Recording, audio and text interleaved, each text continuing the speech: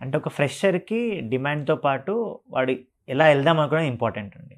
అంటే అందరికీ programming language నేర్చుకోవాలి, ఏఐలోకి వెళ్ళాలనుకుంటారు. కానీ ఒక రైట్ ట్రాక్ తెలియాలి దానికి. అందుకే మనం ఫస్ట్ వాళ్ళని అడుగుతాము. మీరు ఏ బ్యాక్‌గ్రౌండ్? ఎందుకంటే బీటెక్ బ్యాక్‌గ్రౌండా? డిగ్రీ బ్యాక్‌గ్రౌండా? దాన్ని బేస్ చేసుకొని మనం కోర్స్ సజెస్ట్ చేస్తాం.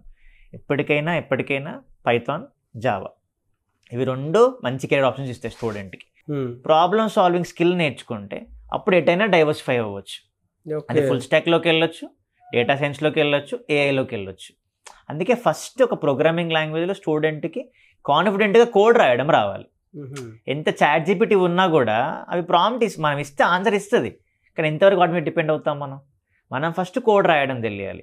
ఆ కోడ్ని ఇంకెంత ఆప్టిమైజ్ చేయాలి, ఇలా రాశాను నేను, దీనికి బెటర్ లాజిక్ ఎలా ఇవ్వాలి అని ఇస్తే అప్పుడు ఇంకా ఫాస్ట్గా ఉంటుంది. దాంతో ఇంకా బెటర్ ప్యాకేజ్ కొట్టిన పిల్లలు కూడా ఉన్నారు. ఎందుకంటే బేసిక్ నాలెడ్జ్ ఉంది, ఈ నాలెడ్జ్ని ఇంకా ఆప్టిమైజ్ చేయాలి కదా.